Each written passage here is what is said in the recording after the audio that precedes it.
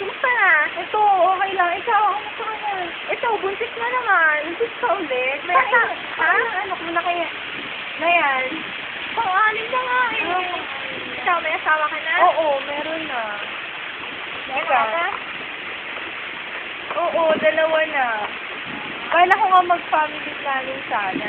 Oo nga eh, hirap kasi ng buhay ngayon. Hindi nga kami nakapag-family planning eh. Ito, ito na naman. Yun, eh hindi ko alam kung paano. Sa center ata meron. Sige. Magtanong ka na lang. Tuwing kailan ba yun? Ngayon ata, pati bukas. Ng umaga, pag umaga. Sige ha. Sige.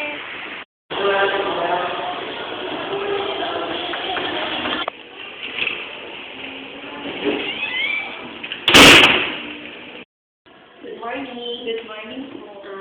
Ano mo mapaglilingkod sa inyo? Magtatanong lang po tungkol sa family planning. Okay. So, ano pong buo niyong pangalan? May kapaglinawan po. Tingnan saan? Kalamba po. Ilang taon na po kayo, Mrs.? 31 po. Kasal po? Opo. Ilan na po yung anak niyo? Dalawa po. Dalawa. So, ano po yung mga edad ng anak niyo? Yung first po, 8. Tapos yung pangalawa, 5. Okay. Mrs. Katagayin po yan. Madami po kasi klase ng contraceptives. Meron pong oral contraceptive o yung tinatawag na pag-inom ng pills. Meron din pong diaphragm, IUD, or simpleng paggamit ng condom. Ano po ba yung inyong gusto? Siguro po yung pills na lang para mas mura po. Yes. So, ito po kasi yan, Mrs. Kayo po ba yung sakit sa atay? Wala po. Sakit sa puso? Diabetes? Hindi po. Cancer? Wala po. So, pwede mo kayo gumamit nito. So, Miss, ganito po kasi yan. Ito po kasi nagbibigay ng tuloy-tuloy na protection sa inyo. Ngayon po, kung sakali kung nainom kayo nito at mabuntis kayo, huwag po kayo mag-alas. Wala naman po itong side effect sa pinagbubuntis niya sa sanggol na daladala nyo. So, ito lang po ang pag-inom na misis. Sa una pong araw namin ng regla, pwede nyo na po simulan. Dire-diretso lang po yan hanggang sa matapos. Or kung wala naman po kayong regla, or kung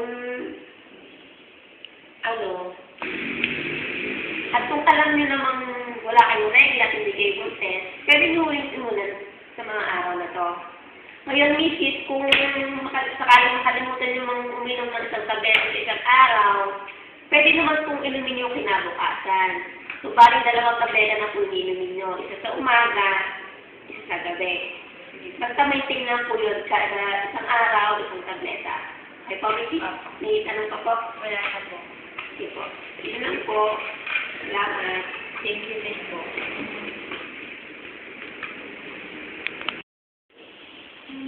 Gusto mo ano pa kasi ito?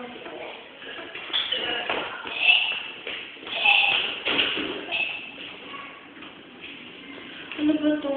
Ganito ko. Ilang araw na po. Siguro kailangan mo patingin sa doktor. Ano pa alam ko. Good morning po. Good morning! Ano pong may pag-iintos po? Magpapa-check up lang po kasi po ilang araw na po masama yung pakiramdam ko. Paano po sumasakyan? Nahihilo po, tapos minsan nagsusuka po pag matangyan. Gumagamit ba kayo?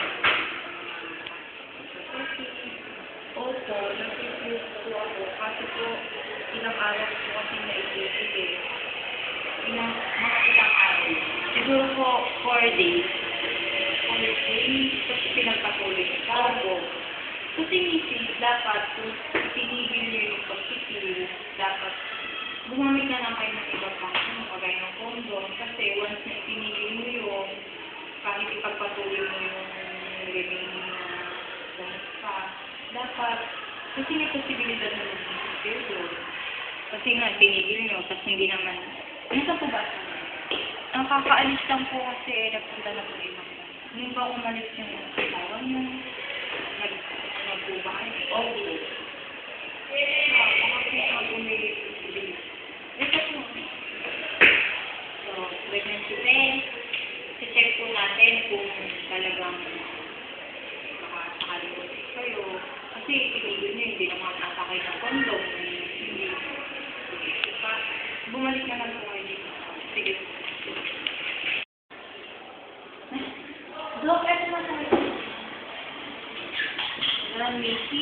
positive nga. Siguro, mas maganda nga ipagpatuloy nyo na lang to. Ilan na po ba ang anak niya? 2 na po. 2, patatlo na po ito. Mas maganda ipagpatuloy mo na. Pakaunti ka naman. Pero sa susunod, kung mag-review kayo, alam niyo yung mga dapat niyong gawin, pag nakaligtaan, mga gano'n. So, siguro registahan ko na lang kayo, no? Registahan ko na lang kayo ng mga vitamins na naiinom. Sige po.